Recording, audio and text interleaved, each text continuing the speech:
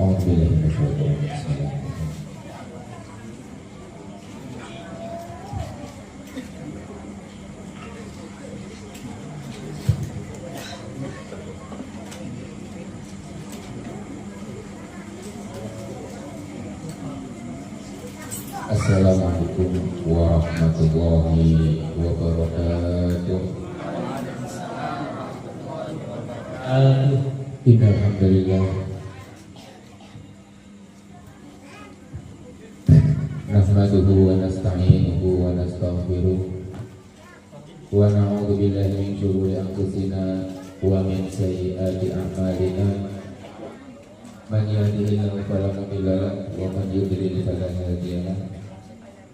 Wa asyhadu an la ilaha illallah wahdahu la syarika lahu wa asyhadu anna sayyidana wa nabiyyana Muhammadan abduhu wa rasuluhu la nabiyya ba'dahu. Allahumma shalli wa sallim ala sayyidina Muhammadin sallallahu alaihi wasallam. Al-Fatih lima ughliq wal khatib lima sabaq nasiril haq bil haq wal hadi ila siratikal mustaqim. Sallallahu ala sayyidina wa nabiyyina Muhammadin wa ala alihi wa sahbihi wa man tabi'ahum bi ihsanin ila yaumiddin, amma ba'd. Yang kami hormati dan kami muliakan para jamaah Majelis Al-Fatih yang sudah hadir pada malam hari ini, semoga Allah selalu memberikan keistiqomahan kepada kita semuanya, diberikan kesehatan, diberikan panjang umur dalam ketaatan.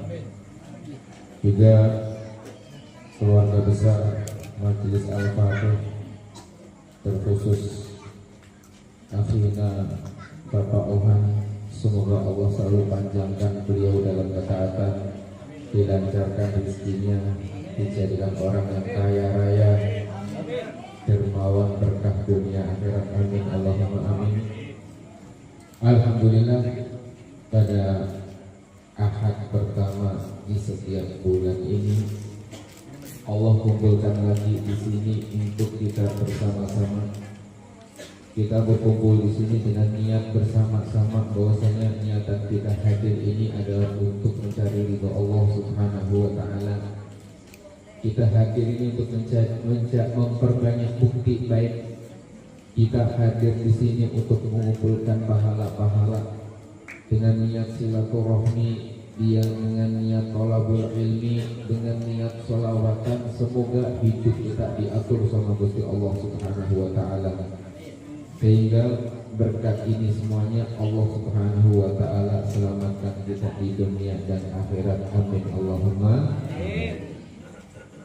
Bapak Ibu yang dirahmati oleh Allah Subhanahu wa taala, pada kesempatan yang kemarin kita sudah membahas tentang muqaddimah iman, dan insya Allah pada malam hari ini kita berlanjut kepada pembacaan kitab Nasaihul Ibad, dengan harapan dengan nasihat-nasihat yang ditulis oleh para ulama ini menjadikan kita semakin sadar untuk diri kita atas semua kekurangan-kekurangan. Jadi seandainya kok di dalam pengajian ini ada nasihat-nasihat yang mungkin sesuai dengan apa yang dirasakan, tidak lain itu semua karena Allah ingin menjadikan kita semuanya dengan pengajian ini adalah untuk introspeksi diri, bukan mengukur yang lainnya. Jadi kita belajar untuk mengevaluasi diri kita dari semua kekurangan-kekurangan, dengan harapan kekurangan-kekurangan tersebut akan dicukupkan dan ditutup oleh Allah Subhanahu wa taala, amin Allahumma amin. Wa akhraja Muslim an Umar bin Khattab radhiyallahu anhu qala bainama nahnu inda Rasulillah sallallahu alaihi wasallam. Kemarin sudah membahas tentang bahwasanya ketika Nabi Muhammad sallallahu alaihi wasallam diutus oleh Allah, ada cara-cara Allah untuk menyampaikan syariat-syariat itu tidak lepas daripada perantara. Kalau sekarang disebutkan al-ulama warasatul anbiya. Ulama-ulama itu adalah pewaris para nabi. Nabi punya murid namanya sahabat. sahabat punya murid namanya tabi'in, tabi'in punya murid namanya tabi'in, tabi'in punya murid lagi tabi'in, terus lagi sampai kepada guru-guru dan ulama-ulama dan kiai-kiai pada saat ini yang membawa syariatnya Kanjeng Nabi Muhammad sallallahu alaihi wasallam. Nah, sampainya syariat Allah kepada Kanjeng Nabi ini tidak lepas dari yang namanya perantara, dan perantara tersebut adalah malaikat Jibril. Malaikat Jibril yang diutus oleh Allah untuk membawa syariat dari Allah Subhanahu wa taala untuk disampaikan kepada Kanjeng Nabi. Bainama nahnu inda Rasulillah sallallahu alaihi wasallam dzata yaum. Pada suatu hari Kanjeng Nabi ini sedang berkumpul dengan beberapa para sahabat. Ketika kita sedang berkumpul dan duduk-duduk dengan Kanjeng Nabi Muhammad sallallahu alaihi wasallam, ittala'a 'alaina rajulun syadidu bayadith thiyabi. Tiba-tiba datang apa? Tiba-tiba datang rajulun, adalah seorang laki-laki syadidu bayadith thiyabi, yang memakai baju yang sangat putih. Syadidu sawadis sya'ri, rambutnya hitam pekat. La yura alaihi atharus safari, tidak kelihatan bekas-bekas bepergian. Wala ya'rifuhu minna ahad, dan tidak ada dari kami yang kenal dengan orang tersebut. Hatta jalasa ila Nabi, kemudian orang yang tadi datang kepada Kanjeng Nabi Muhammad sallallahu alaihi wasallam. Fa asnada rukbatayhi ila rukbatayhi, lalu lututnya ditempelkan dengan lututnya Kanjeng Nabi Muhammad sallallahu alaihi wasallam. Jadi duduknya berhadap-hadapan dekat. Wa wada'a kaffayhi ala fakhidayhi, kemudian meletakkan dua tangannya di atas pahanya. Wa qala, kemudian orang tadi berkata, ya Muhammad, wahai Muhammad, akhbirni anil Islam. Islam itu apa sih? Jadi orang tadi datang di hadapan para sahabat-sahabat, nempelkan lututnya dengan lutut Kanjeng Nabi untuk diberitahu tentang Islam. Apa itu Islam? Al-Islam wa tasyhadu an la ilaha illallah. Jadi Islam itu ya syahadat. Artinya apa? Syahadat itu adalah kunci, atau dianggap seseorang itu adalah Islam ketika orang tersebut mengucapkan dua kalimat syahadat, asyhadu alla ilaha illallah wa anna muhammadan rasulullah. Kalau sudah mengucapkan dua kalimat syahadat, maka orang tersebut digolongkan sebagai orang Islam. Harus syahadat.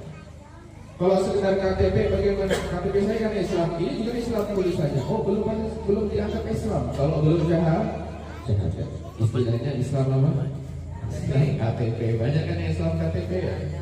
Banyak. Syahadat nggak hafal, sholat sebulan sekali kalau ingat itu.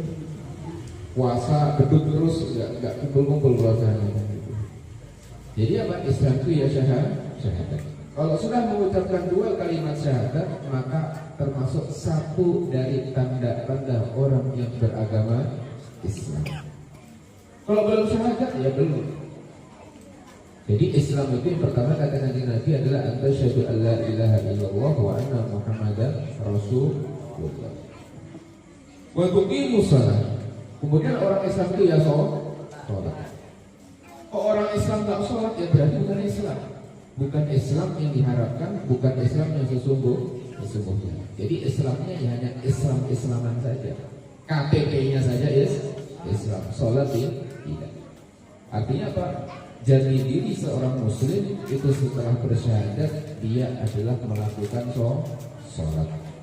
Sholat yang diwajibkan oleh Allah Subhanahu wa taala kepada Kanjeng Nabi sallallahu alaihi wasallam. Innal apa itu? Ya waqimus sholata wa atuz zakat. Jadi di dalam Al-Quran itu disebutkan bahwasanya ada perintah tentang sholat. Sholat itu ada perintahnya. Perintahnya sholat itu ada, perintahnya zakat itu juga ada. Aqimus sholat itu adalah perintah sholat. Atuz zakat itu adalah perintah zakat. Cuma di dalam Al-Quran tidak dijelaskan secara perinci sholat itu yang seperti apa. Itu kan tidak. Caranya gimana sholat, kok tiba-tiba ada rukuknya, tiba-tiba ada sujudnya, itu di dalam Al-Quran tidak ada. Yang ada cuma perintah sholat. Ayo sholat, ayo sholat, ayo sholat. Nah, ini bingung nih, sholatnya bagaimana? Nah, barulah di situ umat-umat terdahulu sholat itu apa, ibadah itu ya dengan cara yang bermacam-macam. Yang ibadah nyembah berhala, ya dia nyembah berhala. Ibadah yang nyembah matahari, dia nyembah matahari. Yang bulan-bulan, yang batu-batu, yang ini yang disembah. Nah, ketika datang Islam dan di situ ada perintah sholat, maka kita diperintahkan untuk sholat. Sholatnya bagaimana? Sholatnya yang disampaikan oleh Kanjeng Nabi Muhammad lewat hadisnya. Makanya fungsi dari hadis itu adalah memperjelas dan membantu memahamkan apa yang ada di dalam Al-Quran. Jadi ada dalam Al-Quran kata kalimatnya itu belum bisa dipahami, maka dipahamkanlah, dibantu dengan hadis tentang cara-cara sehingga caranya tadi bisa dipahami. Nah, di situ ketika datang perintah sholat tanpa disebutkan caranya di dalam Al-Quran, maka datanglah Kanjeng Nabi Muhammad membawa hadisnya. Yang bunyi dari hadis itu adalah shollu kama ra'aitumuni usolli. Kamu sholat kayak saya sholat. Jadi kalau sholatnya saya ruku, kamu ikuti saya ruku. Nanti kamu sujud, yang ikuti saya. Jadi sholatnya kamu nanti sama kayak saya. Makanya ajaran Kanjeng Nabi tadi adalah apa? Menjelaskan apa yang belum jelas di dalam Al-Quran. Baik, aqimus sholat. Jadi sholat itu ada perintahnya. Karena sholat itu ada perintahnya, maka yang melanggarnya juga ada siksaannya. Jadi ada siksaannya, ada perintahnya. Kalau orang melakukan sholat itu dikasih reward sama Gusti Allah, pun sebaliknya. Kalau orang nggak sholat juga ada siksaannya, karena lalai dari apa yang sudah Allah wajibkan. Waktu dia zakat. Jadi apa? Jadi tanda-tanda orang Islam diantaranya yaitu bukan hanya cukup dengan syahadat, bukan hanya cukup dengan sholat, tapi juga harus zakat. Waktunya zakat, dia zakat. Makanya ketika ada kewajiban zakat, di sini ada dua orang yang dipilih sama Gusti Allah. Yang satu dikasih kemuliaan oleh Allah dengan kecukupannya sehingga dia menjadi orang yang wajib zakat. Yang satu dipilih oleh Allah dengan kesabarannya sehingga menjadi orang yang berhak menerima zakat. Kira-kira enak jadi orang yang mengeluarkan zakat 100 miliar akan terima zakat 100 miliar? Yang mengeluarkan apa yang terima? Kalau yang terima itu berarti fakir, miskin. Mau yang terima apa yang keluarin? Makanya kalau doa, ya Allah jadikan saya orang yang zakatnya itu minimal 100 miliar. Zakatnya. Kalau zakatnya 100 miliar, kira-kira itu hartanya berapa? Kan itu. Artinya apa? Berdoalah menjadi orang yang mengeluarkan zakat. Jangan senang-senang kalau jadi terima zakat tuh. Ada orang yang senang kalau terima zakat. Alhamdulillah saya terima zakat. Kaya padahal. Kecukupan ada, gaji cukup, sawah banyak, ini aja. Dikasih zakat, terima. Nah, orang tersebut adalah orang yang secara syariatnya melanggar syariat, sementara penerima zakat itu diatur di dalam Al-Quran. Siapa yang menerima zakat? Innamas shadaqatu lil fuqara'i wal masakin wal 'amilina 'alaiha ila akhir ayat. Jadi zakat itu ya fakir, miskin, dan setelahnya itu adalah zakat. Kok ada orang kecukupan kok terima zakat, berarti siap-siap daftar kepada Gusti Allah jadi fakir miskin. Sudah dikasih kecukupan kok terima zakat.